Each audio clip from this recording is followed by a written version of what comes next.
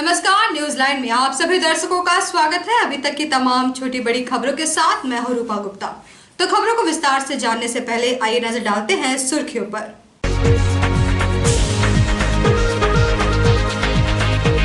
सीहोर में जमीन विवाद के कारण एक व्यक्ति की हत्या, आरोपियों को पुलिस ने किया गिरफ्तार। करंट लगने से 5 वर्षीय बच्चे की दर्दनाक मौत, खेलने के दौरान हुआ हादसा। छठ के मद्देनजर शांति समिति की बैठक में सामाजिक संगठन की उपस्थिति में सरकार के गाइडलाइन के अनुसार छठ पूजा मनाने का दिया गया निर्देश और परंपरा के अनुसार मनाई जाएगी महापर्व छठ। जनता को नहीं होगी कोई परेशानी, प्रेस वार्ता कर कहा गिरिडीह विधायक सुदीप कुमार सोनू ने। और अब खबरें विस्तार से। मुफस्सिल थाना क्षेत्र के सीहोड़ी में जमीन विवाद में एक व्यक्ति की जान चली गई। घटना के बाद मौके पर पहुंची पुलिस और घटनास्थल में शामिल आरोपियों को हिरासत में लेकर पूछताछ में जुट गई। मुफस्सिल थाना क्षेत्र के सीहोड़ी स्थित आदर्श नगर मोहल्ले में मंगलवार को जमीन विवाद में एक व्यक्ति की पीट कर व धारदार हथियार से वार कर दिन दहाड़े हत्या कर दी गई। मृतक का नाम भागीरथ यादव था और वे 45 वर्ष के थे। वही वारदात को अंजाम दिए जाने का आरोप मृतक के रिश्तेदारों पर ही है। हत्या की सूचना मिलते ही परिवार वालों में मातम छा गया है। वहीं परिवार वालों का रो रो कर बुरा हाल है। अपराधी यही है। हाँ। अपराधी यही है पीछे।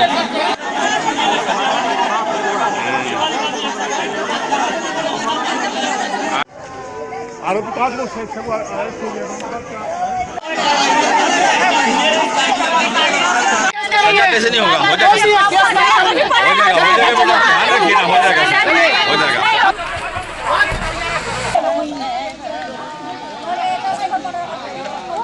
यहाँ पर घटनास्थल है, वहीं का जगह। मेरे पापा कहाँ है तो? हाँ, मेरे पापा को प्रदीप मारा, राहुल मारा, प्रकाश मारा है। कहाँ है उन लोग? क्या कारण क्या रहा? कारण जो भी हो, मेरे पापा को काहे मारा उन लोग?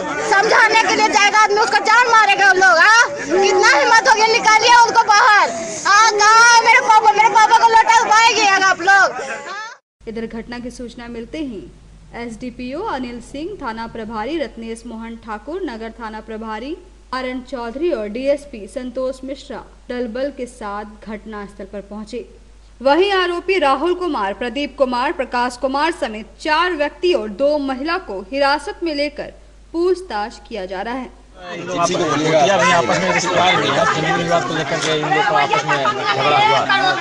बात आगे बढ़ गई, उसी में मारपीट हो गई और मारपीट में एक व्यक्ति गंभीर रूप से जख्मी हो गया, जिसे इलाज के लिए सदर अस्पताल गिरिडीह ले जाया गया था, जहां मृत्यु हो गई। घटना में संलिप्त अपराध कर्मियों को अभियुक्तों को गिरफ्तार कर लिया गया है। इधर घटना की जानकारी मिलते ही गिरिडीह सदर विधायक सुदीप कुमार सोनू सदर अस्पताल पहुंचे, मृतक के परिवार वालों से मिले और आश्वासन दिया कि दोषी लोगों को बख्शा नहीं जाएगा, उन पर सख्त कार्रवाई की जाएगी। प्रथम दृष्टया मामला भूमि विवाद का है और आपस में ही रिश्तेदारों में जमीन के बंटवारे से उत्पन्न हुई इस लड़ाई का दुखद परिणाम किसी की मौत से सामने आया है।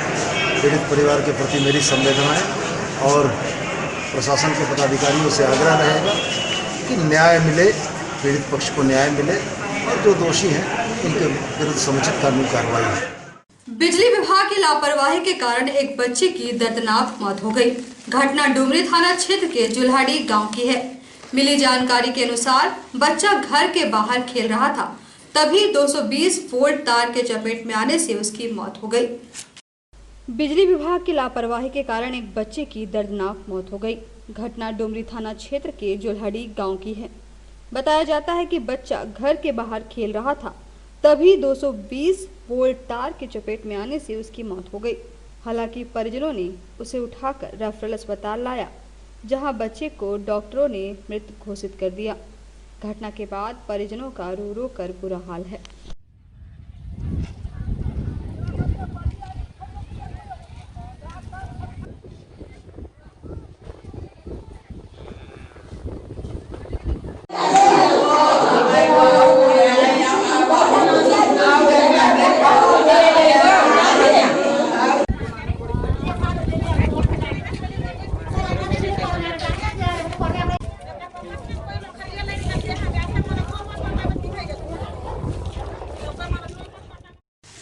के प्रथम मुख्यमंत्री सह धनवार विधायक बाबूलाल मरांडी ने कोदईबाग स्थित अपने पैतृक आवास में प्रेस वार्ता आयोजित की। प्रेस वार्ता में उन्होंने कई मुद्दों पर बात की। झारखंड प्रदेश के प्रथम मुख्यमंत्री सह धनवार विधायक बाबूलाल मरांडी ने मंगलवार को तीसरी प्रखंड अंतर्गत बेलवाना पंचायत के कोदईबाग स्थित अपने पैतृक आवास में धनवार विधानसभा के विभिन्न क्षेत्रों के ग्रामीण जनता के बीच सार्वजनिक रूप से एक प्रेस कॉन्फ्रेंस आयोजित की।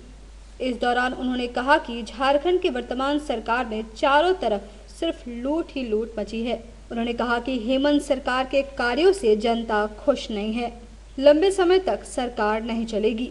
वहीं उन्होंने हिंदू धर्म के महान छठ व्रत में नदी पोखर में अर्घ देने से रोकने के लिए लगाए गए निर्देश को भी तुरंत वापस लेने की बात कही। इस मौके पर उदय साव, किशुन यादव, रामचंद्र यादव, सत्तार डीलर, कुणाल सिंह सहित दर्जनों लोग शामिल थे।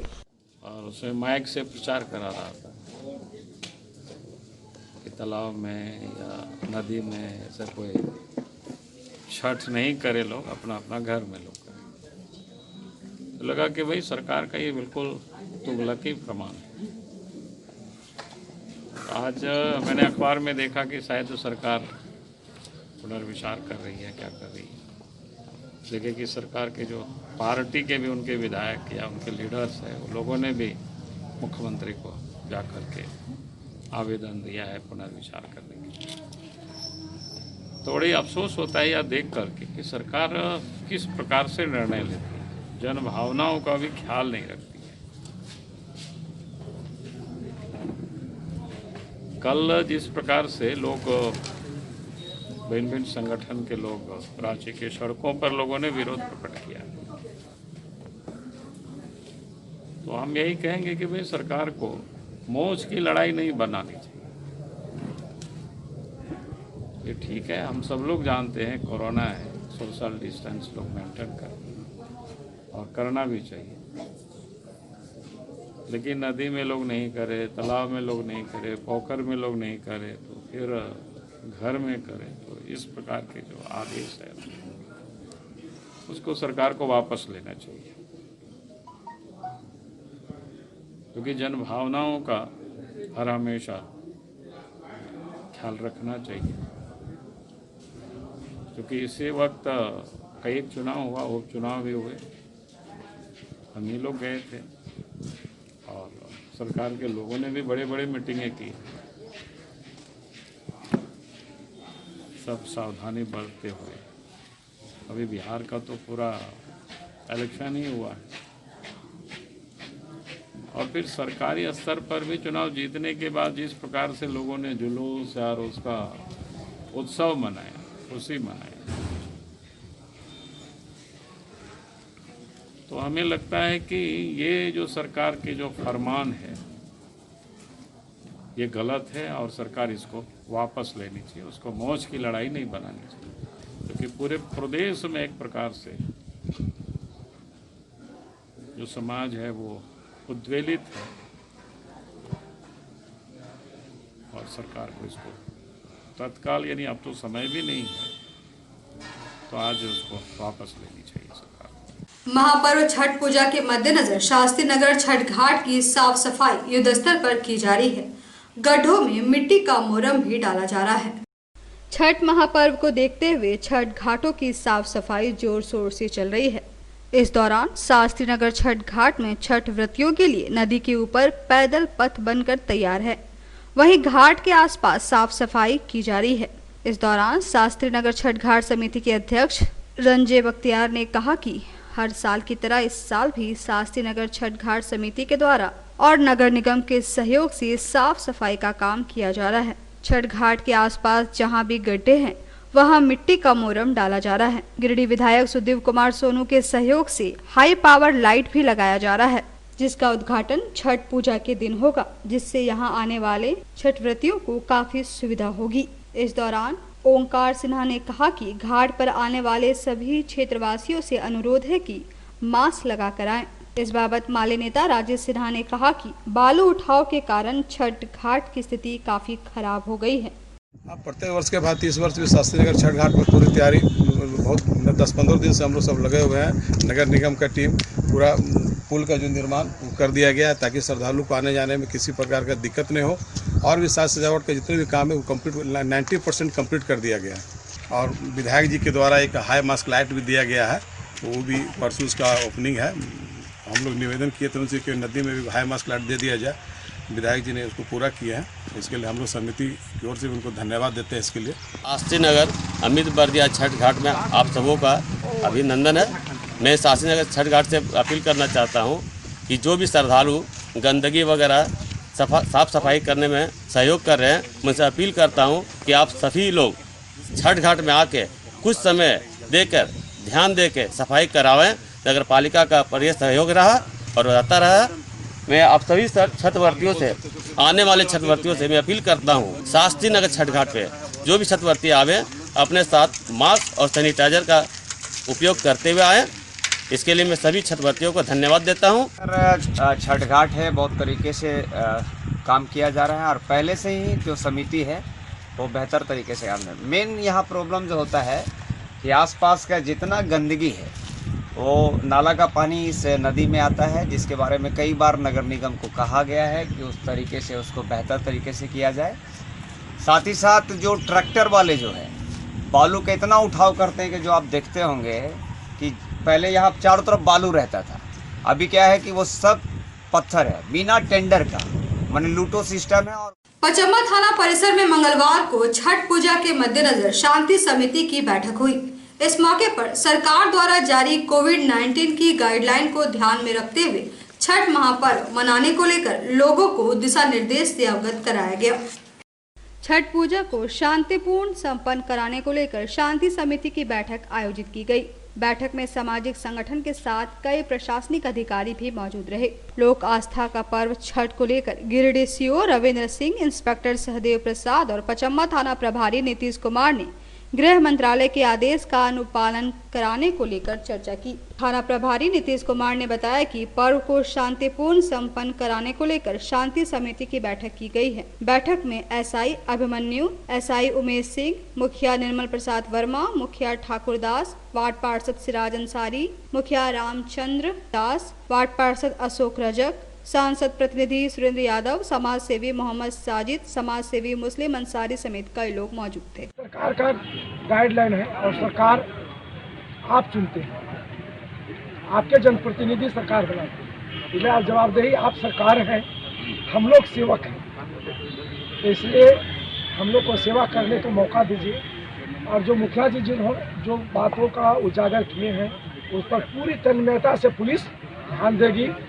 और सब समाज में, चूँकि प्रजातांत्रिक देश में हम लोग रहते हैं और इसका सभी का लोकतांत्रिक व्यवस्था में सबका मौलिक अधिकार और अधिकार दिए, हम लोग उसका हर्षा अनुपालन करेंगे और सबका मान सम्मान और गरिमा का पालन करते हुए उसका हनन नहीं होने दिया जाएगा किसी भी हालत में। और ये पूजा जो महापर्व है, हिंदू संप्रदाय में इस पर्व को सबसे महान माना गया है। और वैसे भी ये प्रकृति का पूजा है। भगवान सूर्य से जो रोज हम लोग फायदा ले रहे हैं, उष्मा के रूप में, प्रकाश के रूप में, उनको सविता बोला गया है। आज साइंटिस्ट लोग खोज करके बता दिया कि सूर्य नहीं रहेगा तो वर्षा भी नहीं होगी, है, सूर्य नहीं रहेंगे तो पेड़ पौधा, सृष्टि ही समाप्त हो जाएगी, समाप्त हो जाएगा टोटल विश्व सृष्टि। इसलिए सूर्य को इसलिए परम पिता बोला जाता है, सूर्य ही परम पिता। जीव, जड़, चराचर, अंडर, पिंडर, जिसको जड़ चेतन जिसको कहिए, सबका पिता सूर्य को ही बोला गया है। ठीक है, सूर्य विष्णु है, सूर्य ब्रह्मा है, सूर्य महेश है, सब सूर्य। और उनका साक्षात हम लोग अर्घ तर्पण करते हैं। अर्घ देने कारण है कि जो साल भर तक हम आपका फायदा लिए, उसके लिए छोटी सी आपके प्रति श्रद्धांजलि हम लोग अर्पित करते हैं। आप लोगों से मेरा आग्रह रहेगा कि पुलिस प्रशासन आपके साथ है। सभी नागरिक संबंधित हैं, जनप्रतिनिधि और शांति समिति के जो सदस्य हैं वो उपस्थित हुए। सभी लोगों को ने बताया कि छठ पूजा आस्था का प्रतीक है। सरकार का जो दिशा निर्देश है उसके आलोक में अनुपालन किया जाना चाहिए। ये पर्व भी जो 1 महीना से हो रहा है, दुर्गा पूजा, दीपावली, छठ में ये राष्ट्र पर्व है हिंदुओं के लिए। सभी लोगों ने आश्वासन दिया कि जो सरकार का गाइडलाइन है उसके हिसाब से ही हम लोग पर्व त्यौहार मनाएंगे और शांति व्यवस्था कायम रखने में प्रशासन का सहयोग करें। प्रशासन की तरफ से भी बधाई दी गई कि छठ पूजा शांति तरीके से मनाएं और प्रशासन का। गिरिडीह विधायक सुदीप कुमार सोनू ने प्रेस वार्ता का आयोजन कर कहा कि परंपरा के अनुसार ही छठ पर्व गिरिडीह में मनाया जाएगा। जनता को किसी भी तरह की परेशानी नहीं होगी। मंगलवार को प्रेस कॉन्फ्रेंस के माध्यम से गिरिडीह के विधायक सुदीप कुमार सोनू ने कहा कि आपदा प्रबंधन विभाग द्वारा जारी छठ पूजा को लेकर गाइडलाइंस में किसी भी तरह की दिक्कत स्थानीय जनता को नहीं होगी। परंपरा के अनुसार ही छठ पूजा मनाई जाएगी। जैसे पहले की तरह ही सारी व्यवस्था होगी। परंपरा का निर्वहन करते हुए हर्षोल्लास के साथ गिरिडीह में छठ पूजा मनाई जाएगी। कि 15/11/2020 को झारखंड सरकार के आपदा विभाग के द्वारा जो गाइडलाइन जारी की गई, इस गाइडलाइन ने छठ व्रतियों से लेकर आम जनता के मन में भी संदेह और असंतोष उत्पन्न कर दिया। इस आशय की सूचना जब मुझको प्राप्त हुई तो मैं रांची जाकर माननीय मुख्यमंत्री से मिला और माननीय मुख्यमंत्री को मैंने यह ज्ञापन दिया था। माननीय मुख्यमंत्री से मैंने आग्रह किया कि कोरोना जरूर है, इसमें कहीं कोई दो राय नहीं है, केंद्र सरकार की गाइडलाइन है, लेकिन इसके बाद राज्य सरकार को लोक आस्था के इस महापर्व के सोल्लास मनाने के लिए कोई न कोई बीच का रास्ता निकालना चाहिए। माननीय मुख्यमंत्री ने इस संबंध में सार्थक पहल करने का आश्वासन दिया है, जिसके उपरांत मैं कल लौट कर आया।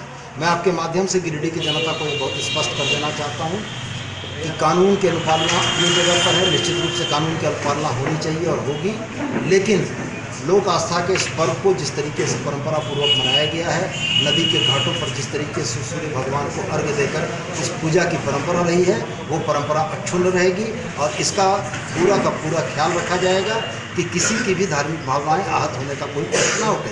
इस आशय में हम लोग बहुत उम्मीद अफजा हैं कि बहुत कम समय के अंदर में, शायद आज या कल तक में, राज्य सरकार की तरफ से कोई गाइडलाइन आ जाएगी और नहीं भी अगर गाइडलाइन आएगी तो निश्चित रूप से हम लोग एक बीच का रास्ता निकाल कर छठ व्रतियों को उनके किसी भी परंपरा के किसी भी निर्वहन में कोई भी परेशानी नहीं आने देंगे। कोई भी रिवाज, कोई भी रस्म जो पूर्व में किया जाता था उसमें कहीं कोई परेशानी नहीं होगी। तो हम आपसे यही कहना चाहेंगे कि विभिन्न राजनीतिक दलों द्वारा जो यह भ्रम फैलाया जा रहा है, ये सारा का सारा केंद्र सरकार की गाइडलाइन 6 अक्टूबर 2020 के आलोक में है।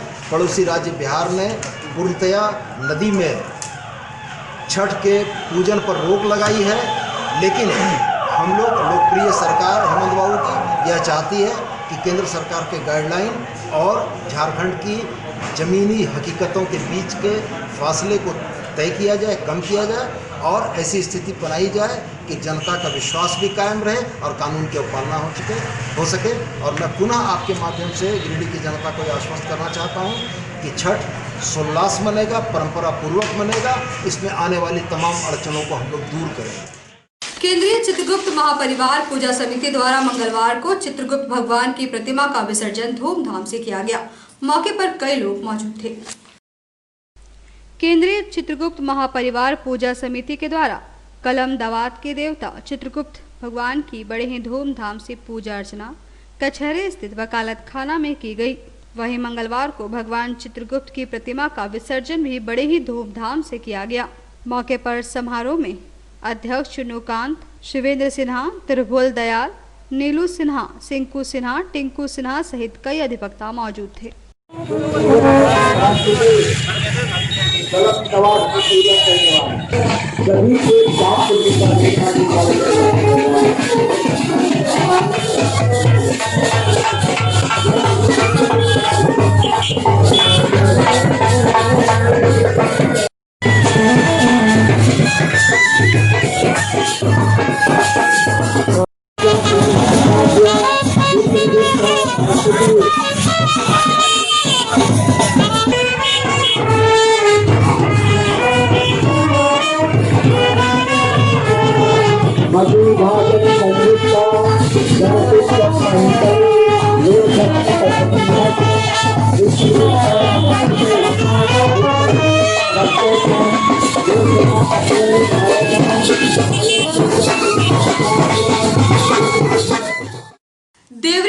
धूमधाम से चित्रगुप्त पूजा मनाई गई। वहीं मंगलवार को भंडारे का आयोजन किया गया और शाम को बाजे गाजे के साथ चित्रगुप्त भगवान की प्रतिमा का विसर्जन किया गया। देवरी के नायकडी, घसकरीडी सहित कई स्थानों में धूमधाम से चित्रगुप्त पूजा मनाई गई। वहीं बहराड़ी में भगवान चित्रगुप्त की प्रतिमा स्थापित कर पूरे कायस्थ परिवार ने सामूहिक रूप से पूजा का आयोजन किया। साथ ही मंगलवार को पूजन हवन के बाद बहराड़ी में भंडारे का आयोजन किया गया। वहीं शाम को भगवान चित्रगुप्त की प्रतिमा का पूरे गाजे बाजे के साथ नायकडी के राणा आहार में विसर्जन किया गया।